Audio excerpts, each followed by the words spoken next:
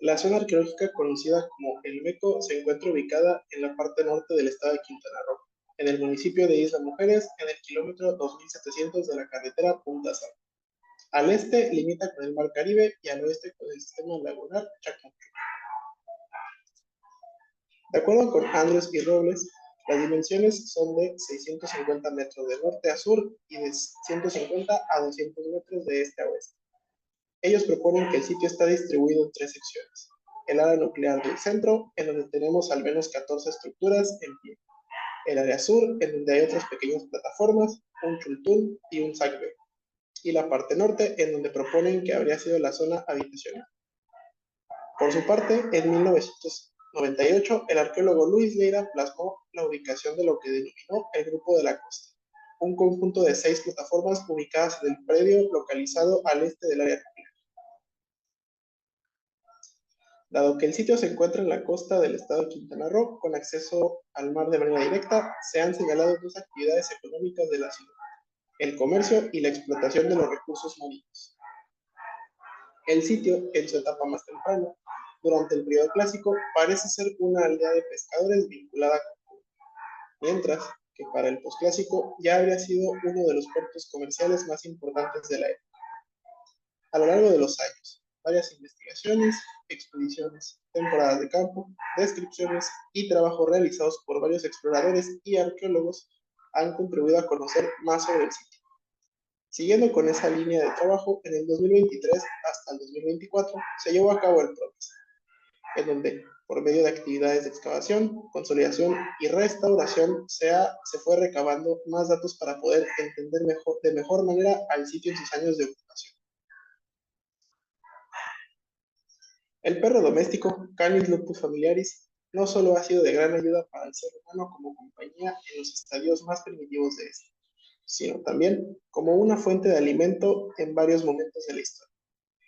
La relación entre el can y el homínido se ha visto reforzada con el paso del tiempo a tal grado de considerar al cuadrúpedo como un miembro más de la familia en ciertos casos. En Mesoamérica, su importancia está marcada por su presencia en la mayoría de los sitios arqueológicos, no solo con los descubrimientos de restos óseos, también en la iconografía y cosmovisión de algunas culturas. Su presencia en actividades de sustento, religiosas, como alimento, sacrificios y ofrendas en entierros, hace que su estudio sea una tarea interesante para poder conocer el papel que jugaba en las sociedades antiguas. Los trabajos donde se ha reportado la presencia de Canis lupus familiaris en el área maya son vastos. En su mayoría se trata de restos aislados, fragmentos de huesos largos, vértebras e incluso de dientes, y algunos fragmentos de cráneo. Pocos son los afortunados de encontrar un espécimen completo.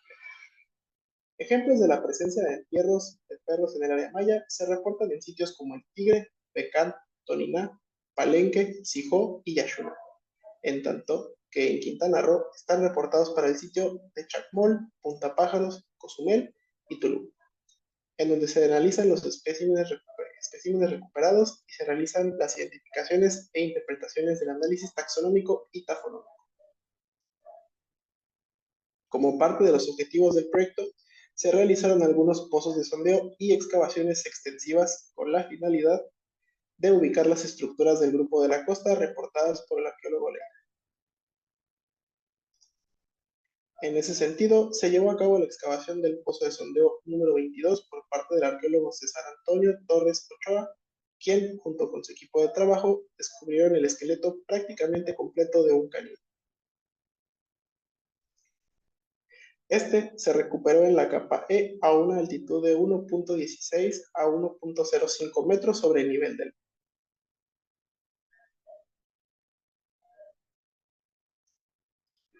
En el mismo nivel, sin aparente asociación, se recuperó un cráneo de tortuga marina y varios caracoles completos, además de otros restos de mamíferos pequeños.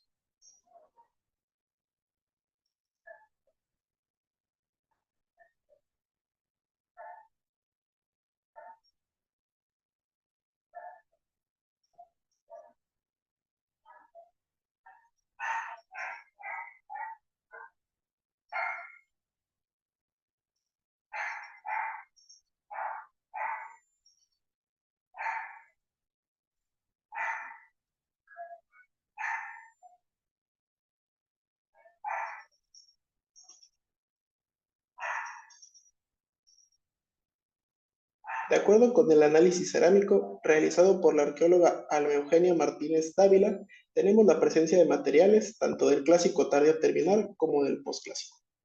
Los materiales del clásico tardío terminal están presentes con un 80% del total, representado con los tipos cerámicos Vista Alegre estriado, Mashcanubayo y Arena Roja.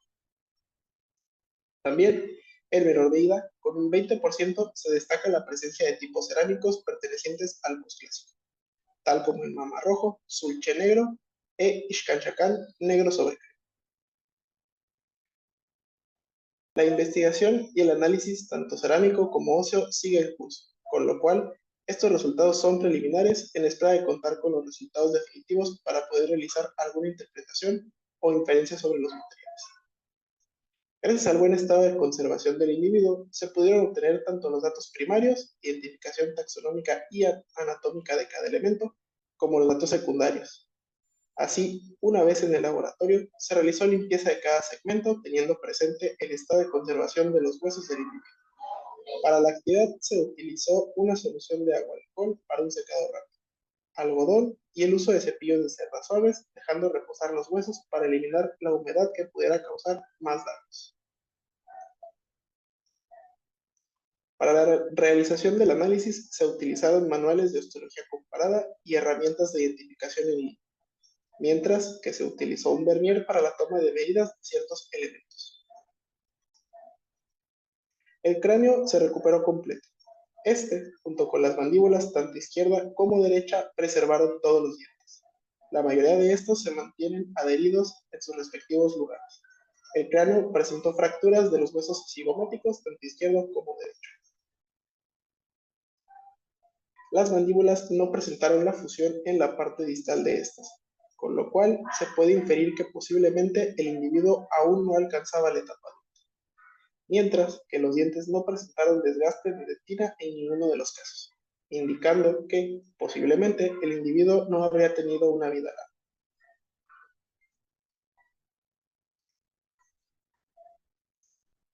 Las extremidades compuestas por escápulas, húmeros, radios, ulnas, carpos, falanges, fémures, tibias, fíbulas y huesos de las garras se encontraron completos.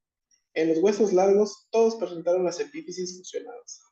En el caso de los fémures, las epífisis tanto proximales como distales se fragmentaron, dejando aproximadamente la mitad de estas, con lo cual se preservó la diáfisis para poder hacer las identificaciones. Las tibias no sufrieron muchas afectaciones. La epífisis proximal de la derecha sufrió una ruptura, sobreviviendo la mitad de esta. En el caso de las escápulas, al ser hueso plano y frágil, lamentablemente se fragmentaron casi por completo, dejando solo la parte proximal para su identificación en ambos lados. Los húmeros, radios, ulnas, falanges y huesos de las garras se recuperaron aproximadamente al 80%. En algunos casos, como los húmeros, las epífisis tanto proximales como distales se fragmentaron, mientras que en los huesos restantes se recuperaron casi completas y en un estado bueno de conservación. En cuanto a las vértebras cervicales, estas se recuperaron en un estado de conservación bueno. Se mantienen completas, con ligeras fragmentaciones en las apófisis transversales y espinosas. Pero en sí, la estructura de los elementos se mantuvo, permitiendo la identificación e incluso el lugar que ocupa cada vértebra. En el caso de las vértebras torácicas, estas no se recuperaron todas. Solo se recuperaron 4 en un estado de conservación regular, aproximadamente un 50% del hueso, manteniendo la forma de la vértebra y otros fragmentos menores, estos identificados en el proceso de cribado. Por otro lado, las vértebras lumbares se recuperaron completas en un buen estado de conservación, manteniendo la forma del hueso con leves fracturas de las apófisis. Por su parte, el sacro se encuentra totalmente erosionado, manteniendo solo la estructura del hueso. Por último, se recuperaron 7 vértebras caudales. Como sabemos, el número de estas vértebras puede variar, dependiendo de la especie, por lo cual es difícil saber cuál sería el número total que debería tener este individuo en específico. Para la estimación de edad, se tomaron en cuenta los siguientes criterios: desgaste dental, fusiones de las epífisis, de los huesos largos, la mandíbula y las vértebras. Se utilizaron manuales especializados para resultados más precisos. Como se mencionó, Prácticamente todos los huesos largos tenían las epífisis fusionadas y las vértebras por la parte del disco vertebral. Esto podría indicar que el individuo se encontraba en una etapa adulta. Sin embargo, la mandíbula se encontró en dos partes, por lo cual posiblemente nos indique que la edad del individuo estaría entre la etapa de subadulto y joven adulto, indicando un rango de edad aproximado entre los 10 meses a un año de edad, de acuerdo con los rangos utilizados por Blanco y Rodríguez. Por último, para el análisis se realizaron algunas medidas tomando en cuenta la metodología de Crawford, para poder realizar comparaciones a futuro con otros ejemplares de Canis lupus familiares y así poder acercarse a la identificación de raza y estimación de talla. Los puntos para las mediciones fueron, en el caso del cráneo, desde donde empieza la parte occipital hasta el final del maxilar. Para las mandíbulas se tomó medida de largo y de ancho. Para las vértebras también se tomaron medidas de largo y ancho. Por último, en el caso de los huesos largos, se tomaron medidas de lo largo y para el ancho de estos se tomaron en 3 puntos diferentes. En las epífisis, tanto distal como proximal, y justo a la mitad del segmento. Las medidas son en centímetros. El esqueleto no mostró marcas tafonómicas, más allá de la erosión de los huesos, posiblemente, debido a la capa de arena en la cual se encontraban depositados. También las ligeras fracturas que presentaron los huesos posiblemente se deban al paso del tiempo. Ninguno de los huesos presenta marcas de corte, dientes, fracturas o exposición al fuego. Para concluir, como hemos visto, el individuo se encuentra casi completo. No presenta marcas tafonómicas realizadas por el ser humano ni marcas de consumo. Dadas sus características y tomando en cuenta los criterios que algunos autores han trabajado en la estimación de edad en cuestión de fauna, podemos catalogar al individuo entre joven adulto y subadulto, sin desgaste dental. En cuanto a la deposición del individuo, es de llamar la atención, debido a que el perro se encuentra completo y aparentemente con una acomodo intencional, tal vez para acompañar a algún ser humano que no estamos viendo o incluso como parte de una ofrenda. Es difícil poder hacer inferencias al respecto, dado que no se localizó ningún otro elemento en ese contexto que nos brinde más información. Sin embargo, por sí mismo, el espécimen ayuda a conocer un poco más sobre el papel del perro común en la vida de las civilizaciones antiguas. Añade información al corpus que poco a poco se ha ido generando sobre estos temas y en particular abona para agregar esta información como parte de las prácticas culturales que habrían tenido los antiguos habitantes del medio.